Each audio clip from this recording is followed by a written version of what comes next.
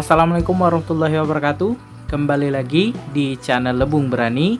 Baik teman-teman, di video kali ini saya ingin membahas tentang ciri-ciri ikan mas koki, kekurangan oksigen, penyebabnya apa, dan solusinya apa. Jadi kita bisa mengamati kondisi ikan mas koki kita di akuarium, apakah ikan kita itu kekurangan oksigen atau tidak. Jadi ada beberapa ciri-cirinya teman-teman yang akan saya jelaskan di sini. Silakan simak, semoga bermanfaat untuk teman-teman penghobi ikan hias mas koki. Jadi ciri-ciri yang pertama yaitu ikan mas koki itu berenangnya dia di dasar akuarium saja teman-teman. Jadi bisa teman-teman lihat pada saat ini ikan saya ini kan berenangnya ada sebagian kadang dia ke dasar akuarium, kemudian naik lagi ya. Jadi normal. Berenang ke sana kemari, tidak berdiam diri di dasar akuarium. Nah, biasanya kalau ikan berenang di dasar akuarium itu bisa terjadi dia kekurangan oksigen, atau ikannya itu berenang di permukaan ya, seperti menggap-menggap ya, mulutnya itu menggap-menggap seperti ada beberapa ikan saya itu ya di permukaan seperti itu dalam jangka waktu lama teman-teman. Tapi kalau sebentar itu normal. Kalau misalnya lebih dari 1 menit dia menggap-menggap terus, artinya itu ikan kita kekurangan oksigen. Kemudian ikannya itu tidak lincah teman-teman. Jadi ikannya diem saja. Nah, kalau ikannya diem saja itu ada 2 kemungkinan, antara dia kekurangan oksigen dan ikannya bisa juga mengalami sakit ya. Kalau misalnya ikannya tidak ada jamur, tidak ada bercak merah di pada tubuhnya atau ekornya, itu artinya ikannya kekurangan oksigen. Jadi kekurangan oksigen ini teman-teman masalah yang sering ya dihadapi, tapi mungkin teman-teman penghobi pemula itu tidak memahami ya ikan itu normal atau tidak di akuarium. Tapi kalau yang sudah lama pelihara pasti tahu ya, kalau ikannya menggap-menggap di permukaan atau berdiam diri di lantai akuarium, tidak lincah berenangnya, itu bisa dipastikan ikannya kekurangan oksigen. Nah, kekurangan oksigen ini disebabkan oleh yang umum ya, biasanya kondisi air akuarium itu kotor ya. Mungkin kita 1 minggu belum ganti airnya, ikannya jadi kena imbas dari kita tidak ganti air tadi ya, airnya kotor, agak sedikit menguning. Nah, jadi kadar oksigen pada air itu berkurang ya, semakin hari kita gunakan di akuarium itu pasti berkurang. Jadi harus diganti itu ya kondisi air. Kemudian kondisi filter yang juga tidak dibersihkan teman-teman. Jadi setiap 3 hari ya, atau 1 hari sekali pun nggak jadi masalah. Kalau misalnya kita nggak sibuk, setiap hari diganti media filternya itu nggak masalah ya.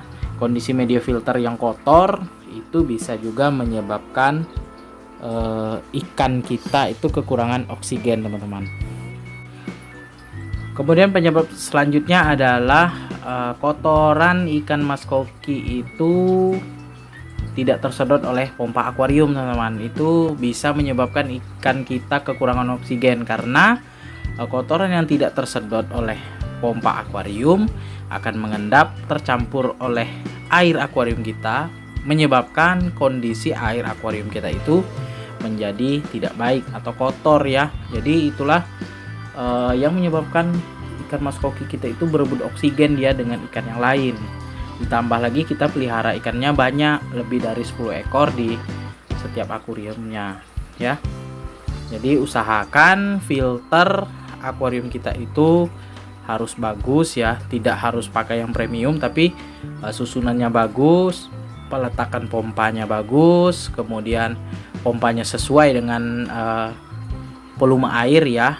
Misalnya kita volume airnya 120 liter, kita gunakan misalnya 1600 ya. Kemudian settingan dari pompanya bagaimana, seperti di lubang outputnya itu ada dorongan air supaya kotoran itu bisa segera tersedot oleh pompa akuarium. Jadi kotoran itu jangan sampai mengendap di dasar akuarium ya teman-teman, karena itu itu bisa menyebabkan kondisi air kita itu kotor dan ikan kita bisa kekurangan oksigen gara-gara kotoran yang tidak tersedot tadi tercampur oleh air. Kondisi air kita tidak bagus. Kemudian teman-teman, untuk yang pelihara ikan mas koki pakai bebatuan dasar akuarium, memang banyak sih yang pelihara sesuai selera ya, menggunakan bebatuan itu sesuai selera. Kalau misalnya kita bisa mengakali filternya bagus ya, nggak jadi masalah. Tapi kalau menurut saya, kalau misalnya kita tidak mau ribet, lebih baik tidak usah teman-teman, karena itu bisa merepotkan kita sendiri, karena kotoran yang tidak tersedot tadi bisa mengendap di pasir ataupun bebatuan yang ada di dasar akuarium, sehingga kondisi air kita itu bisa kurang baik jadinya untuk ikan mas koki. Itu ya teman-teman.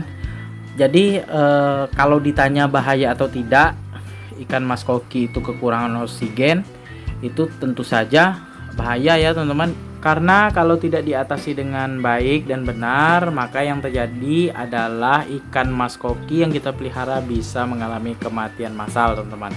Sehari bisa 2 ekor, 3 ekor bisa mati teman-teman. Nah, biasanya penghobi pemula tidak menyadari bahwa ikan yang dipeliharanya itu mengalami kekurangan oksigen ya. Dia menggap-menggap di permukaan ya, seperti ngambil napas kemudian dikasih makan. Dia tidak tahu bahwa ikan itu sebenarnya tidak lapar, akan tetapi dia sedang mencari napas ya, mencari oksigen. Nah, jadi saran saya untuk penghobi pemula pelihara ikan mas koki, terus belajar ya, terus pahami, cari referensi, belajar terus tentang bagaimana merawat ikan mas koki supaya ikan mas koki yang dipelihara itu sehat, kemudian bisa bertumbuh besar, dan kita sebagai penghobi itu tidak menyiksa ikan yang kita pelihara ya, karena kita harus memenuhi kebutuhan dari ikan yang kita pelihara teman-teman ya, mulai dari filter, kemudian aerator. Nah, aerator juga sangat penting ya. Kalau misalnya teman-teman dirasa akuariumnya itu tidak ada kucuran air seperti di lubang output ya, gemercik air seperti itu, teman-teman bisa tambahkan aerator ya, supaya ada oksigen terlarut di air akuarium kita. Nah, itu ya teman-teman ya, pelajari apa yang jadi kebutuhan dari ikan mas koki kita supaya kita tidak sebagai penghobi yang sekedar pelihara ikan mas koki, karena kasihan sekali ya kalau misalnya ikannya tidak kita pelihara dengan baik dan ujung-ujungnya mati teman-teman. Baik teman-teman, sekian dulu video saya kali ini tentang penyebab ikan mas koki itu kekurangan oksigen, ciri-cirinya apa dan solusinya apa. Semoga bermanfaat untuk teman-teman sekalian. Jangan lupa dukung terus channel Lebung Berani dengan cara subscribe, like, komen, serta share videonya agar channel Lebung Berani makin berkembang dan terus menginspirasi teman-teman sekalian.